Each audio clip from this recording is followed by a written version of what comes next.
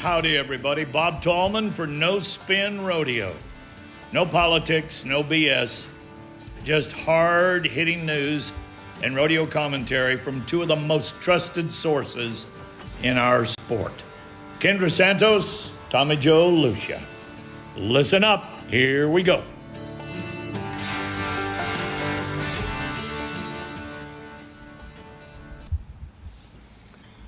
Well, hello everybody. Welcome to episode, 100 and something, or past 100 anyway. I'm Tommy Joe Lucia, joined with, we've got the master of the wizard here, Greg Teagard, with us this show, and of course, the First Lady of Pro Rodeo Journalism. Hello, Kendra. How are you doing today? I'm rolling. Thank you. How are you? I'm good. I just left my grandson's t-ball practice a little bit early. He yelled, "Where are you going?" And I said, "Going to do this no spin thing." And it's been a good day. Greg, we haven't heard from you. How you doing? Yeah, I'm doing pretty good. Pretty good. Just keeping along, doing a lot of work, keeping up with you guys in the behind the scenes. So doing good. Well, we're 100 into it and over 100 into it. And what we thought, everybody, is it was about time, because we haven't done it. We've had a lot of really good guests. We haven't done it in a while. We thought it was about time to do some feedback, because we want all of you out there that listen to us religiously. And thank you very much. We're getting texts and emails and communication all the time. We are proud of the No Spin Army out there. It shouldn't be taken lightly that there's a No Spin Rodeo Army out there that listens and agrees, disagrees, advocates, and opens up communication. So we want to thank you for that very, very much. So today's going to be chit chat and feedback, but San Antonio wrapped up, huh, KS? That was a good rodeo, huh? Yeah, interesting. These formats, I mean, they're all a little bit different. And that one, this time everyone who won the sudden death finals ended up being the champion, but it doesn't always go that way, which is kind of interesting since it's only on money one, for who's the champ. So my favorite statistic from the rodeo was that 41 people won over $10,000. That made me happy. That's a good payout. But I will say this as just a little asterisk or spur rel or whatever is I was visiting with Clay Tryon, world champion team roper, for a story I worked on. And his son, Tyler, is so talented. And here we are in the day of sudden death one-headers at these places. And my question to Clay Tryon is, how on God's green earth do you keep this kid in head horses? Because you're trying to be 3 every single time. Like, how do you keep a head horse going? And he just started laughing because that's how hard it is. Yeah. Well, this sudden death it's an interesting format. And we had discussions, of course, we talked about the Cheyenne Frontier Days and rodeos changing over a little bit and getting more to this tournament style sudden death play. And there are advocates and there are those who oppose, and that's exactly the way the world should be, right? We'll see how it all goes down. So, well, Kendra, I think we jump right into it today and get into feedback. Mr. Teagarden, will you lay on us the first feedback, please, sir? Gladly. It's from the 254. They ask, please explain why everyone is so excited about Lisa Lockhart winning more than $4 million when Cassie Mowry won more than $8 million running barrels. Lisa's accomplishments seem like much ado about nothing to me. Harsh. Well, I would be happy to go first. So the difference is that, we haven't always seen a lot of Cassie Mowry at the rodeos because she really made a name for herself at the barrel racing fraternities. And so Lisa, who's qualified for 19 straight NFRs and won 3 of them, is the first woman in the sport of professional rodeo with WPRA earnings over $4 million. And in my opinion, that should absolutely be celebrated,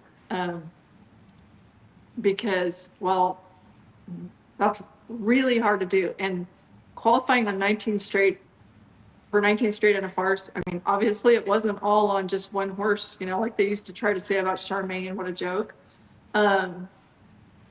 But Lisa is a horsewoman, and there you have to be a road warrior to go to 19 straight NFRs also. But to win $4 million, hey, let's all hope that, as people like Trevor Brazil and Ty Murray always say, let's hope that money records get broken every year. But it's a major feat to be, Stetson Wright got to 4 million today, or earlier this year, right? And that was a big deal.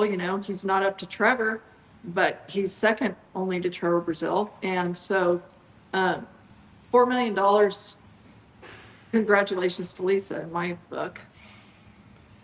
Well, there's two games here that get played. There's the futurity barrel horse game. There's different dollar signs attached to that. There's also a lot of jockeys that aren't on their own horses, in fairness. One thing that I've always respected about Lisa is she's kind and she's respectful at the events to the committees. She represents our sport, and I'm not saying that Cassie doesn't. That's not what I'm saying, everybody, so don't send me feedback on that. I'm just saying Lisa embodies kind of this cowgirl way. She's sweet, kind, tough, and a horse trainer. And when you see her getting on different horses and winning, that puts a smile on your face. Now, to put this in perspective, while there's lots of monies to be won at these futurities and the Ruby Buckle and all of that, that averages $210,000 of winnings a year if you divide that out. That's a lot of money. If you look 10 years ago at how you placed to get into the NFR, so she deserves that. Congratulations for doing that under the banner of the WPRA and doing it in rodeo. And congratulations to Cassie. I'm glad that she's... Yes. And I'm going to put another note on Lisa. She's won the American 3 times, and I don't know which ones didn't count, or does they ever count for the women? I'm not even sure, but if she won the American 3 times, she won a pile of money on that may or may not be included in this WPRA. I guarantee you some of it isn't. Yeah. So she won the first one in 14, and she won in 15, and she won in 2023. So anyway, okay. I think the 19 consecutive NFR is pretty impressive. What's the record on that for consecutive qualifications? Do you know? No. You would have to ask the statistician over there. It's not going to be me that knows the answer to that. That's a lot. 20 years of going there and winning is a lot. All right, what's our next one? All right, the next one comes from the 702. Or wait, nope, sorry, the 406. I saw something Kendra wrote for the Team Roping Journal recently that quoted Trevor Brazil praising the rodeo in Salinas for being old school, assuming that it has to do with all the tournaments in rodeo now that are drawing contests and ruining timed event horses, and the stepdaddy Cheyenne ditching slack. Can you please explain on all that so we can thank the all-night rodeos and save what tradition is left? Oh, sorry, thank all the right rodeos and save what tradition is left. Well, so yeah, I did write something about Salinas, and I do praise, and I think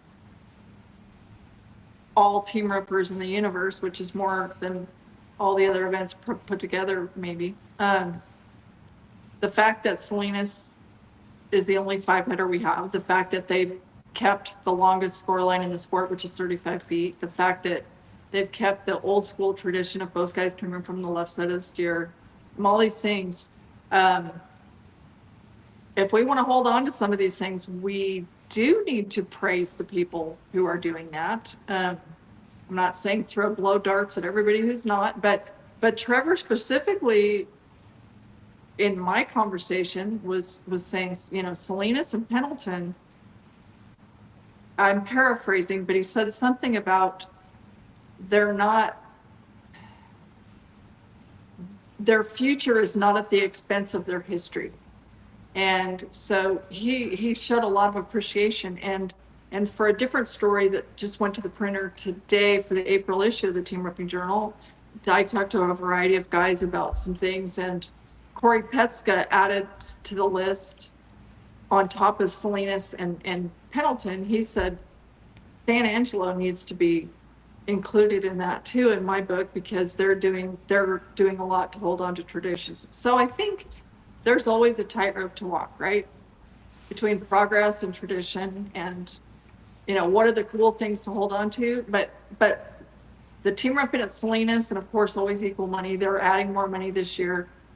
I just don't think that things like that should be taken for granted in this day and age, or ever, really. Well, and I'm not so sure that they're taken for granted, Kendra. You know, what these rodeos are doing by embracing tradition is differentiating their product from everybody else's. And I think that's a good thing, right? That, you know, you're going to go watch this because you're a fan of that. And that's not a bad thing. I think that's a good thing. And I think variety in the sport is not a bad thing either. But point taken that it costs a lot more money. It's a lot harder. There's a lot to it, these rodeos that are doing it the way they used to, and God willing, and the creek don't rise, these rodeos that can and will continue to do it, and they should be praised for it. It costs a lot. It's hard to do. Not everybody has the parking. Oh, we've heard that. So there you go. All right. Okay, from the 702, they just released this year's NFR logo, and Teton Ridge has been replaced with Tractor Supply as the presenting sponsor. What's up with that? Well, Kendra, I've got some inside knowledge on that. You want me to go first? Go for it. So I reached out to the PRCA, the big man in properties, Paul Woody, and I asked him for any insights on this, and I think it's very interesting. It takes a little more explanation. So when Teton Ridge broke into the sport, they may have had their eye on the Cowboy Channel, but it wasn't being discussed. And Teton Ridge very specifically wanted to be a prevalent, dominant factor in rodeo and Western lifestyle as a whole, in the horse business. Now, granted, they've reeled that back some, but they still are aspiring to do that. And so this is really financial, because Teton Ridge bought the presenting rights to the NFR. That's the biggest tag that you can buy with I would say, you may disagree, Kendra, but I think it probably has the most amount of credit and exposure of anything to be the presenter of the NFR. Well, then they bought the broadcast rights to all of rodeo after they signed a multi-year agreement to be the presenting partner. And so I'll give you an example if I'm starting to confuse anybody. Fox owns broadcast rights to the NFL football. They're not the presenter of that game because they don't have to, because they control what the broadcast does. So the Cowboy Channel in Teton Ridge, because they're able to broadcast it and sell it and market the broadcast product anyway they're right, they got Teton Ridge all over it, right? So it's really kind of double. You don't have to have your name as the presenter of the NFR when you're controlling the broadcast and can put Teton Ridge in all of that. So now I'll give credit, and Paul Woody gave credit to the fact that Teton Ridge continued to maintain until the end of their agreement as that presenting sponsor, and much respect for that. because they actually control, they got all of the play they need to by owning the broadcast and being able to put their brand and their prominence on the broadcast however they want, because they own the rights to that. So Tractor Supply is coming in. It's not because if you think Teton Ridge is selling all their horses and getting out, it doesn't sound like from the people that I've to that that's the case here. They're not reeling back in. They did sell all their horses. But I'm saying this specific move to not be the presenter was the end of their contract, and that they didn't reel that money back in because they probably could have earlier, but they already have that exposure as the broadcast partner. They don't need to double dip, right? So that would be the reason. They lived out their contract, though. I think they had a 3-year deal. They lived out their contract, and they probably did not opt to renew because they're getting all the exposure they want, because they spend a lot of money. They pay the PRC a lot of money for the broadcast rights of the NFR and all the rodeos. I would love to know how much Wrangler pays to be the title sponsor of the Wrangler National Finals Rodeo, and how much Tractor Supply pays to be the presenting sponsor. I would just love to know that. Well, I know that presenting sponsor is every bit of high 6 digits. And I have no idea what Wrangler spends. But if you look at it, Wrangler spends I think their media spend, their big spend is on the NFR. Because you see Cinch spending a lot of money on more silos, and Wrangler owns the Super Bowl. I know there's those of you out there that don't like me to call it the Super Bowl, but they own it, and I think they intend to own it because they're the original brand, and I bet they spend a pretty fortune to get. Well, they don't own the NFR. They own the naming, the title name, right? I mean, they don't. They owned it. I mean, they own it from a brand perspective. No, they don't own the NFR. I agree, but from a branding perspective, they own it, right? And do you think that those monies go into the general fund at the PRCA? Yes. I do, and they dole all that out according to the board of directors approval. Remember, there's a board of directors that approves the budget and everything, and they dole all that money out. Now we could argue or debate whether or not that money's put in the right spots and paid to the right people, but we'll never, ever, ever end that argument, right? The prize money's going up. Look at the totals to get to the NFR. There's way more money going into it than there's ever been. There's more money that they can win than there's ever been. So when the tide rises, and expenses are higher than they've ever been also. So if we're talking ultimate profit margin,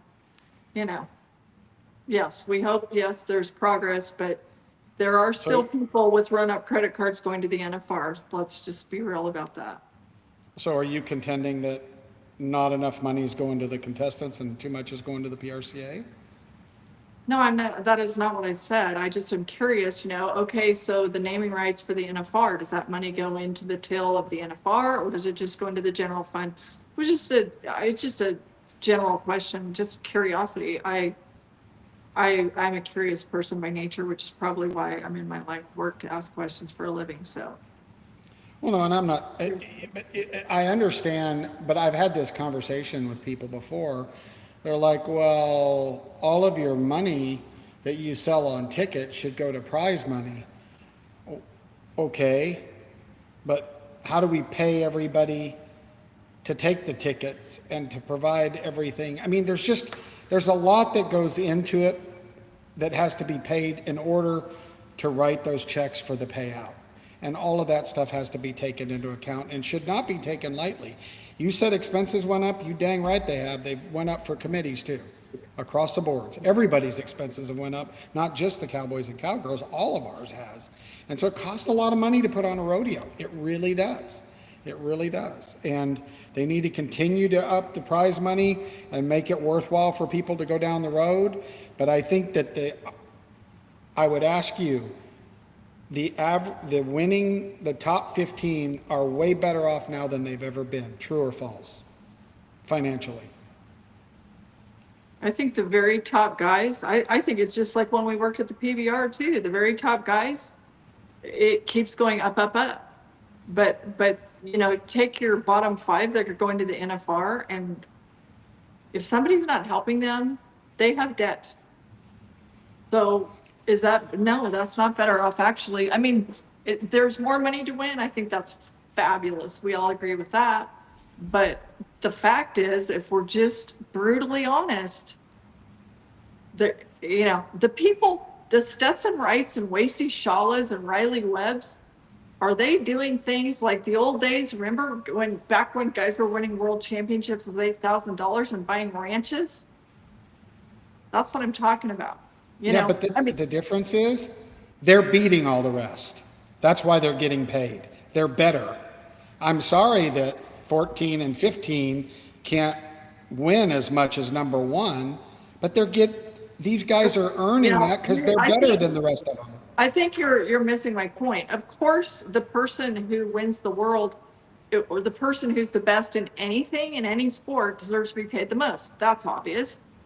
But if 15, if the best 15 people we have can't earn an actual legit living, then we still have more work to do.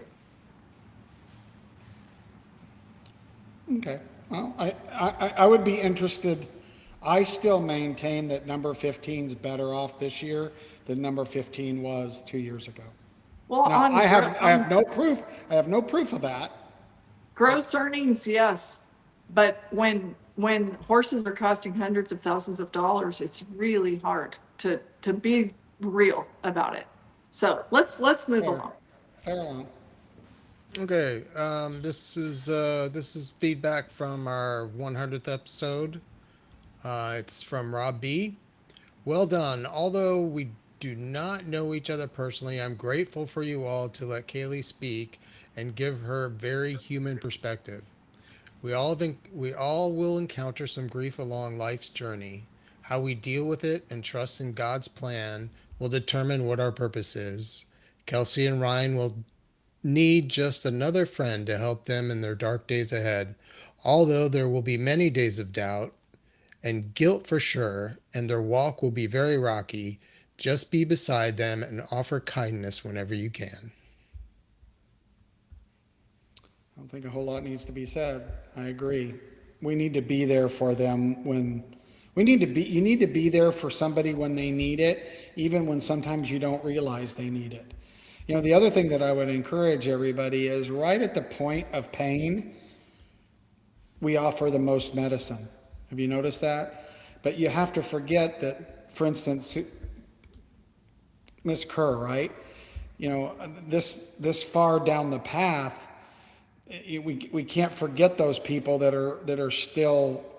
We need to remember them past the moment and be there for them if you're friends with them, because I think you take for granted that time doesn't heal everything.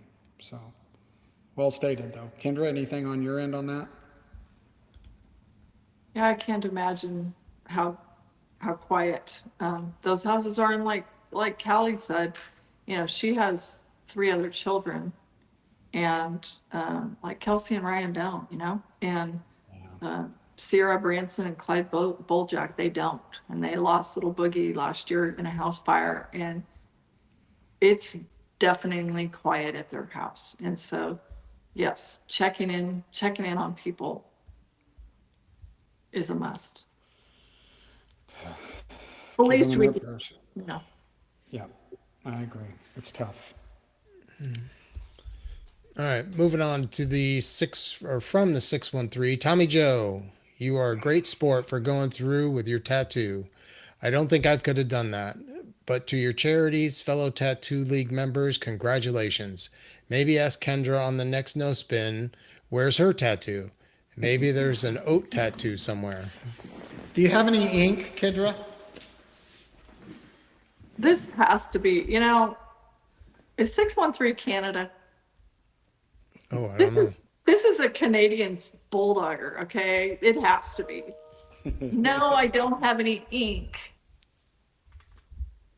Yeah. Well, so thank you. My grandson, who's 4, at t-ball practice, I wore shorts today because it's warm And I forgot that I even had this tattoo, right? I've never had a tattoo. I don't know I have a tattoo. It's on my calf. I don't know. I'm walking around and Asher goes, Tums, why does the piranha have a hat on? Where'd you get that? What's that? I'm like, oh, long story. I said it doesn't wash off. And so, yeah, I've got the red hat, the red clown hat at the top of piranha on my calf. And in case you didn't notice it in the video that they've rolled about me getting the tattoo, hey, Matt Merritt, my calf muscles are big too. Matt Merritt has got a real thing about his calf muscles. Like, in case you don't know it, Matt Merritt will do the old toe taps, like when you're talking to him, just so he has monstrous calves. So good for you, Matt. But thank you. Yep, got the tattoo, Golden Circle, and the Soper FFA were paid by Pro Fantasy Rodeo. So I hope the ink was worth it. At least Donna can ID me now if something happens. Way to take one for the team, but I mean, yeah, way to pay off your debt to society and do good things for the Golden Circle of Champions and the Sober FFA. That's great that they benefited from your demise. You remember how angry you got at me when I thought you were going to lose at the NFR and I got out front and made a scene out of it, and you Yeah, because you were acting like a bitch. Kind of started bubbling because you're so deathly afraid of losing. Okay, here we go. I'm a loser. L. Here we go. What's the next one? All right. From Colorado. Someone, you should have asked Tom if he was on the board of the Cheyenne Leads, because I'm pretty sure he is. Cheyenne, and then they send a link with the Cheyenne Leads board of directors. For one thing, we need to clarify, we had two Toms on back to back. Oh, this is Tom Glaus, sorry. No. Tommy Hersig. Hersig, okay. This is Tommy. He's talking about Tommy Hersig because if you look at the picture that they sent, it's a group of people, and in the back is Mr. Hersig with his hat on, and it says Cheyenne Leads Board of Directors. So I did reach out to Tom and said, hey, Tom, our no spinners are calling you out on this, and I'm going to read to you, no spinners, his statement. Yes, I'm on the Leads Board of Directors, one of 43 members. As Leads staff was prospecting, the PRCA came up when Leads staff approached them. They were open to looking at an offer. I was never involved in any negotiations with the PRCA. Was I asked by both parties about the integrity of the organizations? Absolutely, and positively on both accounts.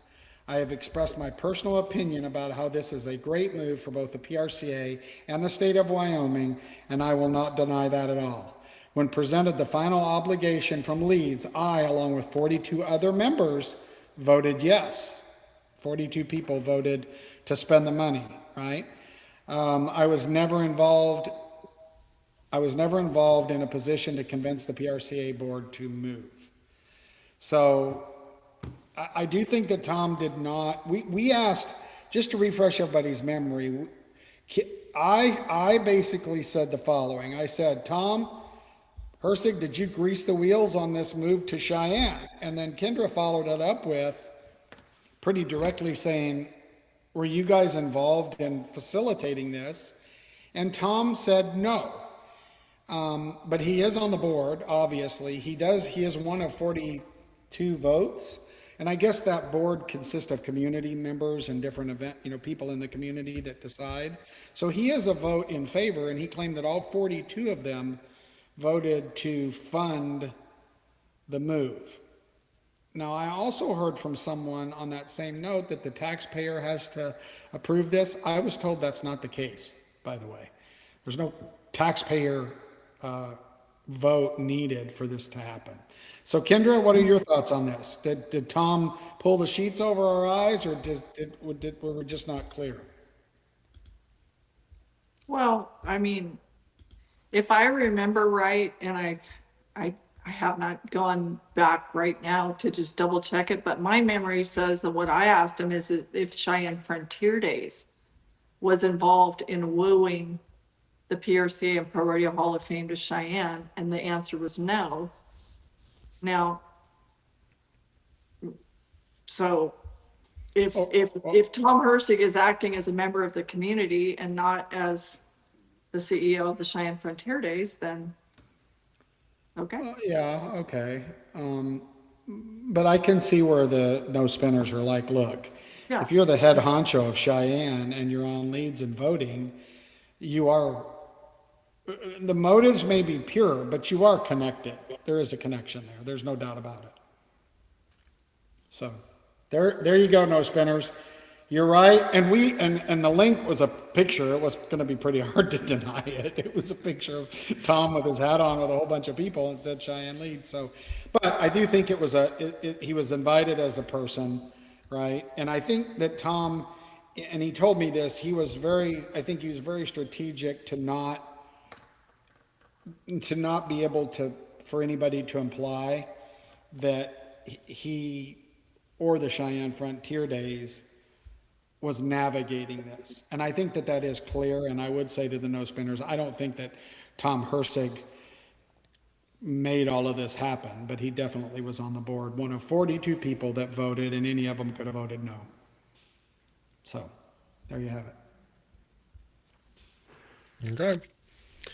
This next one comes from Templeton, California. Love your podcast, but this one was really bad. Good job on Tom, but it seems like you're kind of scared to press him on the bad call. Why do they have an 8-second rule to review a bad call? PBR will review as many times and however long it takes to make it right. So clearly they're talking about Tom Blouse. Okay, and so they're talking about when we got around to talking about judging with him. I'll speak for myself. I was pretty shocked. That's the first I'd heard it, is when he told us that the review official or officials only had 8 seconds to overturn a call. That was news to me. I had never heard that before. So seems like you're kind of scared to press him on the bad call. Well, I don't know about that. Home of the Templeton Eagles, with all due respect, I have no idea why there's an 8-second rule to review a bad call. I presumably it has to do with the tight production and getting people having that so tightly. I don't know if you have a better guess than that, Tommy Joe. That'd be my first one, that they're not going to hold up the rodeo for virtually anything. And the part about the PBR, since we've both worked for long periods of time for the PBR also, the one thing I will say about the PBR is that it is one event. And I think everyone, it's universal, it's unanimous that the PBR does a good job with their review and replay, I think. But it is a different animal than a full rodeo as far as how much time you can take. Now, I don't know. I mean, we can argue all day long about, we all want the calls to be right. But now if we think they're going to stop the NFR for a minute or two, I, having been in all those production calls for decades or meetings, I can't fathom anything stopping short of an injury, stopping the NFR production for very long. Well, Templeton, California, couple points that I'll bring up. Love your podcast, but this one was really bad. And I infer that it's because we didn't press harder on. So I want to go ahead and get this out here, and then I'll comment to this. Here's what Kendra and I agree is our job. We agree that we ask the questions. We ask the uncomfortable questions. Now, just because whoever we're talking to doesn't give us an answer that we agree with, we're not going to press them to get the answer that we want. And by the way, and I've said this to Kendra, when you ask the question very clearly, then that guest makes their own bed in how they answer, and they've got to lay in it. Because our no spinners pay attention, and they will call you out. So if you listen to our podcast, we ask the question. You be the decider on whether you like the answer, you don't trust the person, you think they're lying, or you think they're honest. That's your call. That isn't our call to do. We don't do that. We're trying very hard to have, and I learned this from the First Lady here, some integrity in our journalism.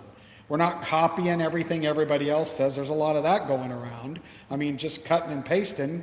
Come on, guys. You know, if AI won't do it for you, then you can't just copy somebody. Go out and do your own homework, do your own business. So we ask the questions and they answer. Now, specifically in this one, if you re-listen to that podcast, I made comment, and I think Kendra might, that 8 seconds? Really? Now, that's not our choice if 8 seconds, who agreed to that has nothing to do with us. Now, I will agree 100% that they should not restrict the amount of time when you're talking about world titles and you're talking about the biggest rodeo and the most important rodeo in the world. Now, flip side of that, those of us that have been to the PBRs, there are times when we wished that somebody didn't hit the button and we didn't have to wait another 3.5 minutes because we saw the guy bucked off. So somewhere there's probably a happy medium. Is 8 seconds long enough? Absolutely not. I'll go on record and say, really? I mean, what, was there a horn in the replay room? Is there a timer timing them? Just like when they nodded, as soon as the replay judge looks at the screen, he broke the plane, we start the clock, give us an answer.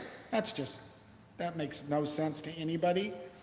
They should take the time they need to get it right. Now, putting them on a restricted time of some sort, Kendra, I think is probably smart.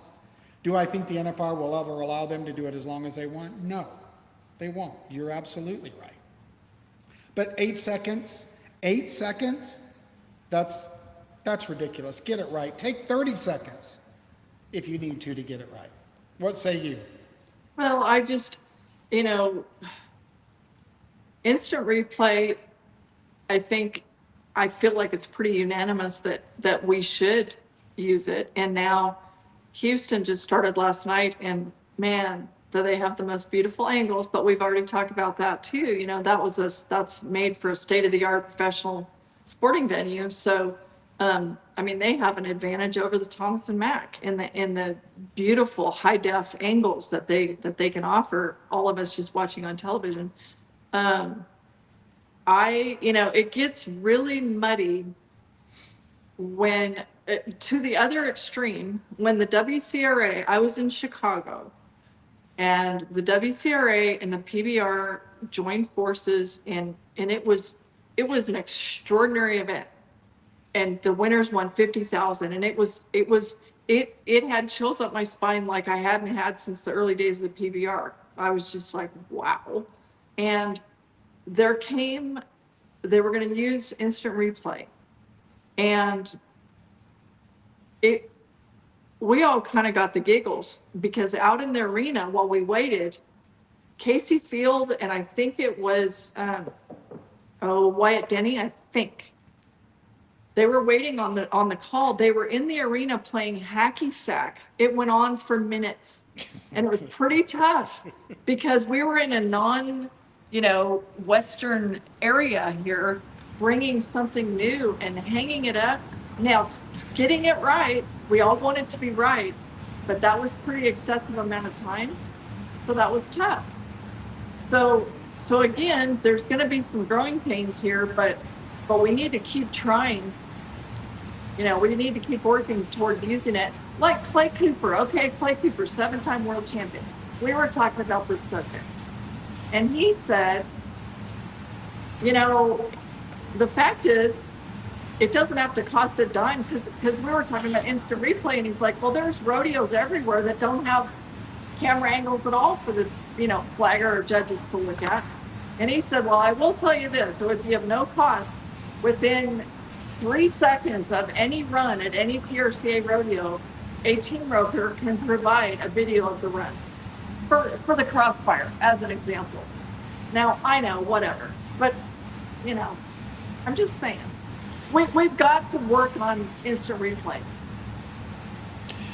Well, I can't imagine 62 people running up with their cell phone saying, you I got know. it wrong. Like, I know. you know, the problem is, like our politics today, it seems like there's these extremes, right? That you live in the extremes. It's extreme to say that you only have 8 seconds to get a call right. It's also extreme to think that it's going to take you 5 minutes and someone's going to play hacky sack.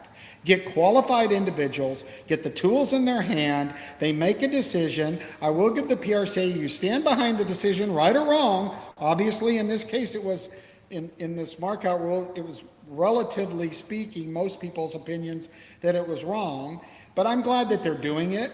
I still think that it's difficult to take a cautious approach while it seems wise. To me, you're either embracing replay, right? You're either embracing it and doing it, or you're not.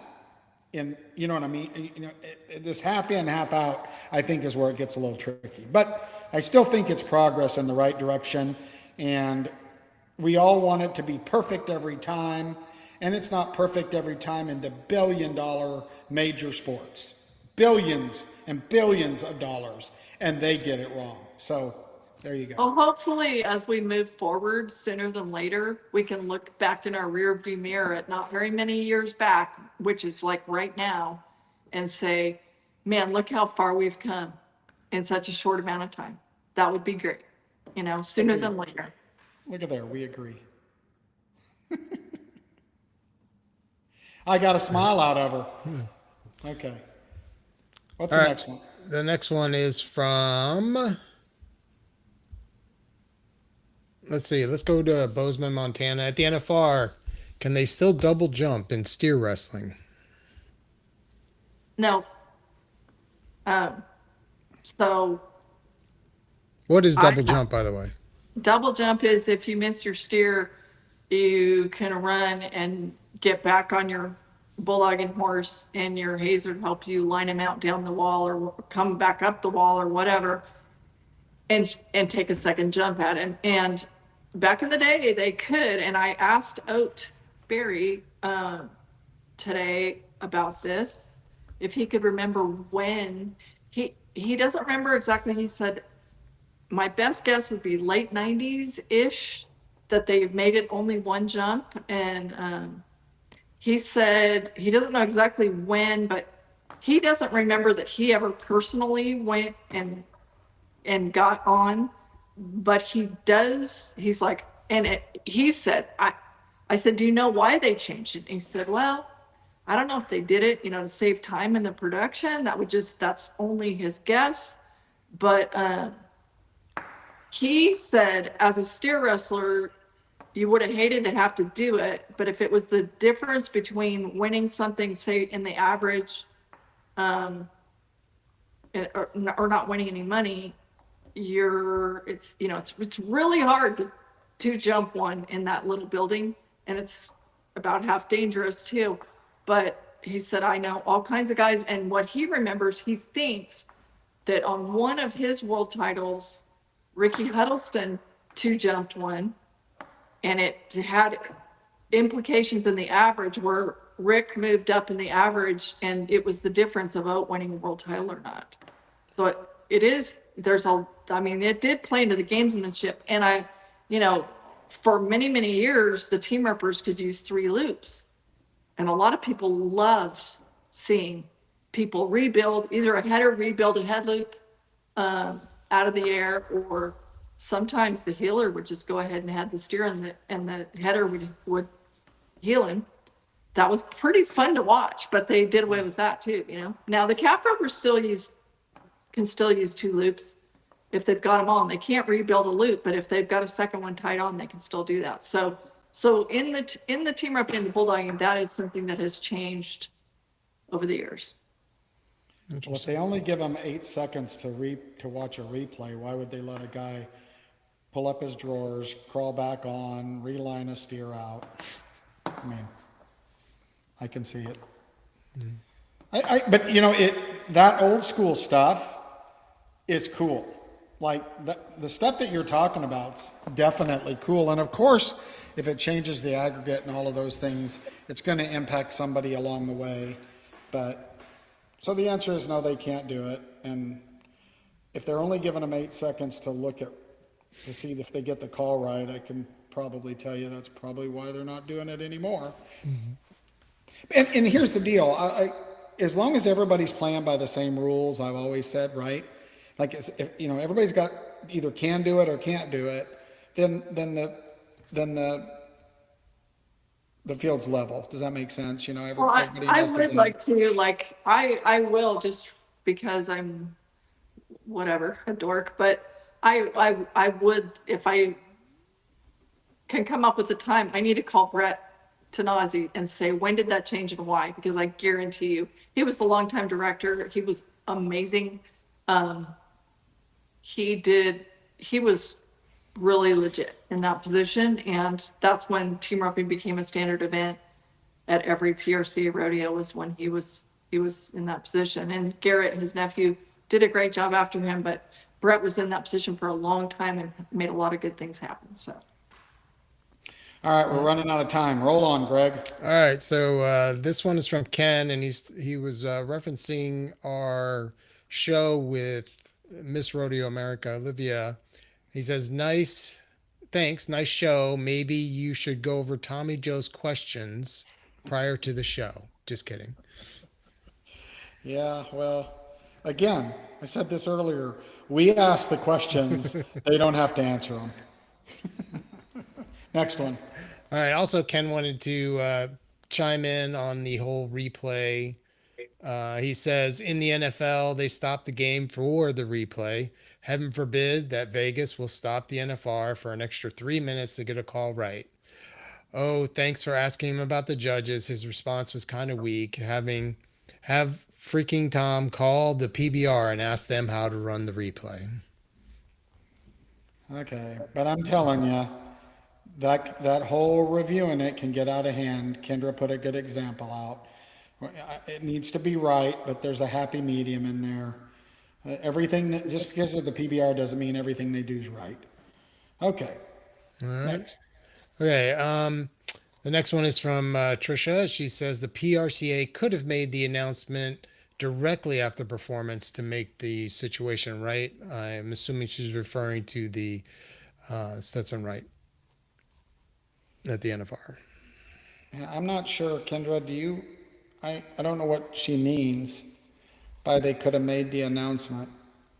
I mean, well, I guess I'm assuming that she's meaning that they could have,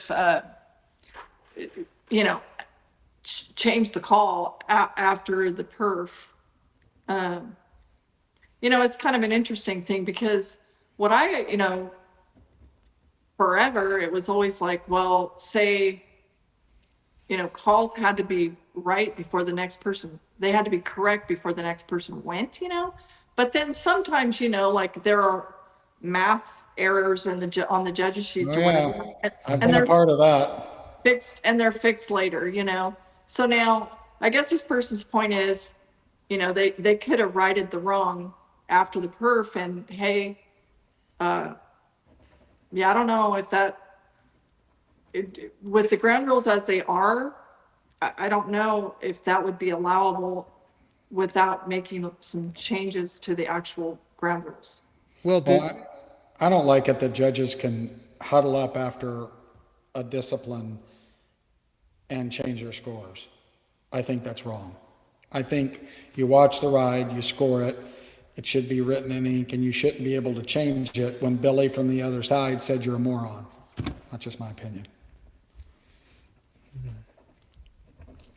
Okay, moving on. Heath wanted to comment about, he says he's buddies with the governor of Wyoming, conflict of interest. And he was referring to our discussion with Tom Glaus. So I don't know if that's true or not, but I don't have any data on that. I mean, Tom admittedly said he's got roots in Wyoming. Tom Glaus. He definitely has roots in Wyoming, but what does that change the metrics of the deal? And let me remind you, the board of directors decides, Tom Glaus does not. That's a Well, good point. he said on that podcast, he does not have a vote.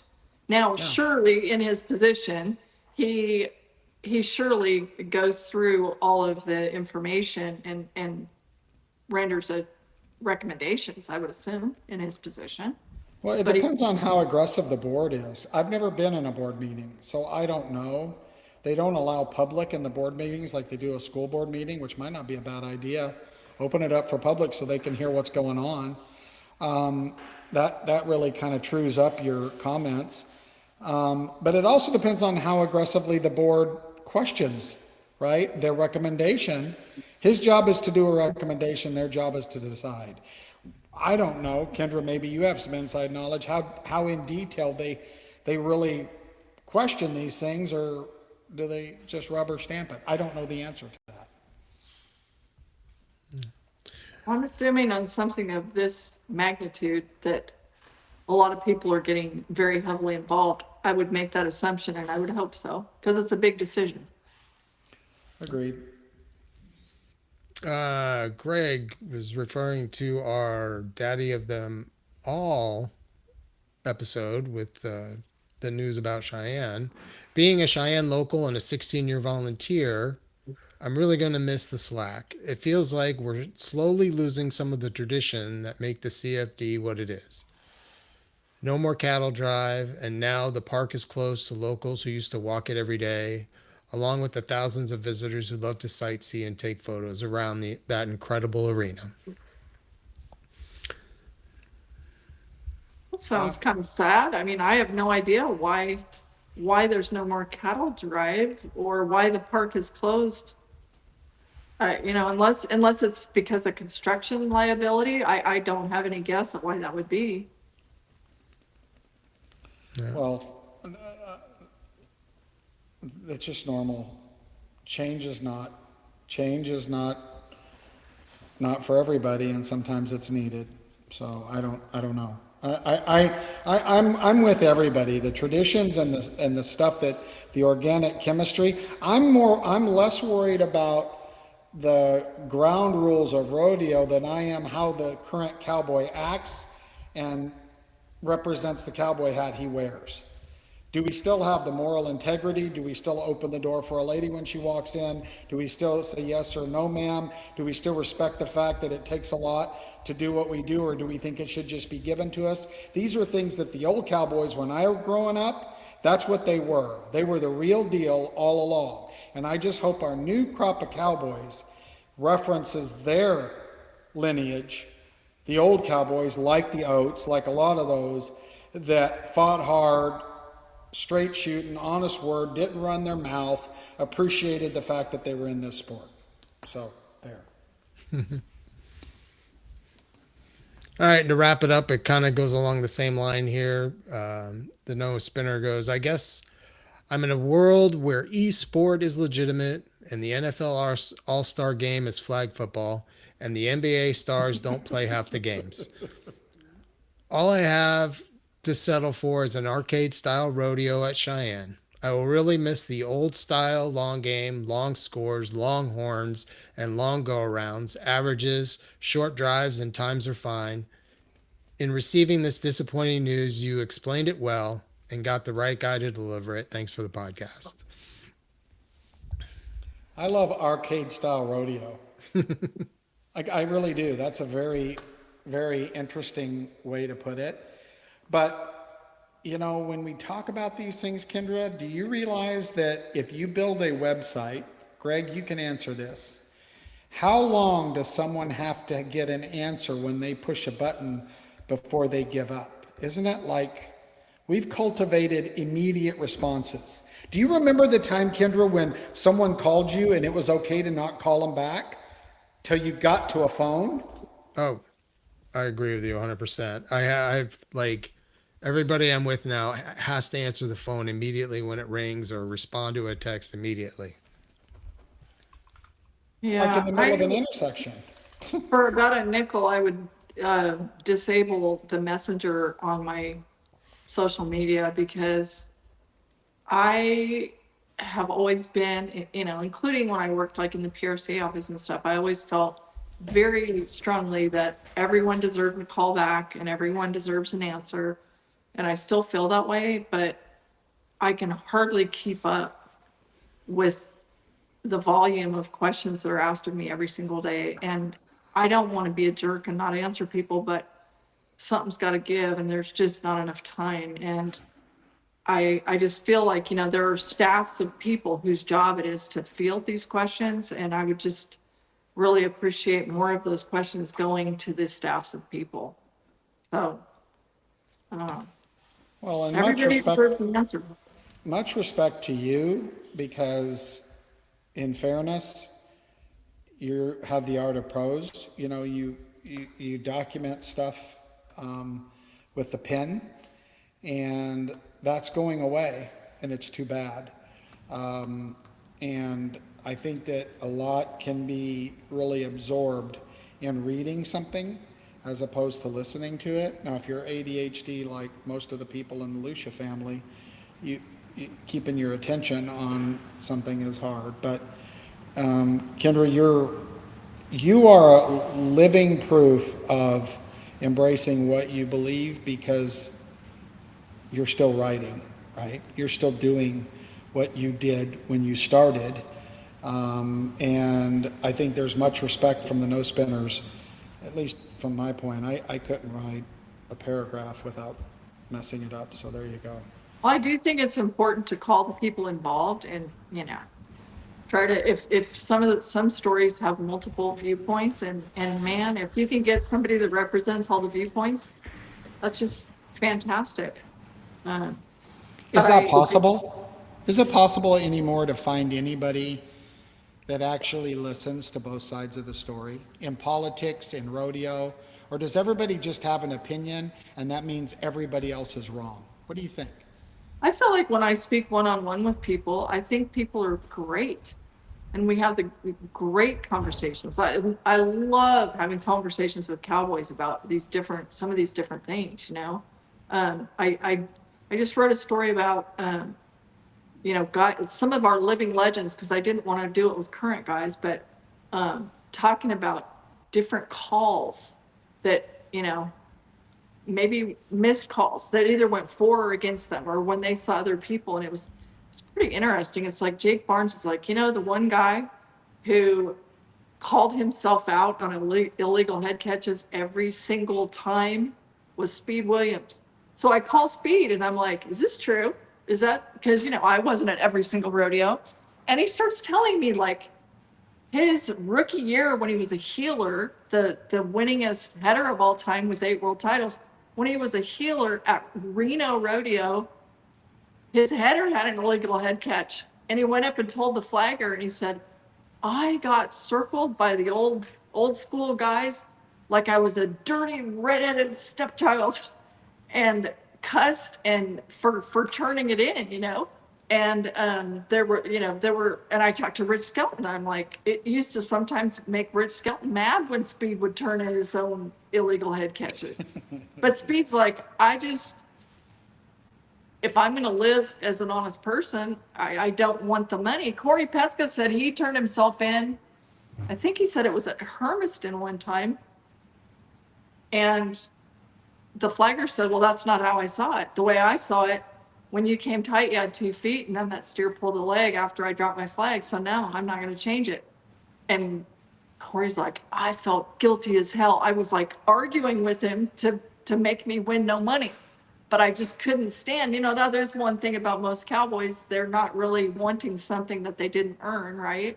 And so it's just it's very interesting conversation, but I had it with like 8 or 10 guys and it was so fascinating to me, Well, but that's an older set of guys. Goes back to my point. I've heard multiple cowboys say, yeah, I did that, but the calls go each way. They gave me one back, right? And that becomes the justification for not being true to yourself. And I get it. I'm not being critical. I guess I get it. They take enough away from me that if I get a few back, it all averages out. But all that goes back to being better at what we do. You know, our programs have to be better. Our rodeos have to be better. Our judging has to be better. Our replay has to be better. And it's not going to happen overnight. But if we're making the steps in the right direction, you know, and I think that's the right thing. You know, like Kendra, you say this so eloquently most of the time. We all want the same thing.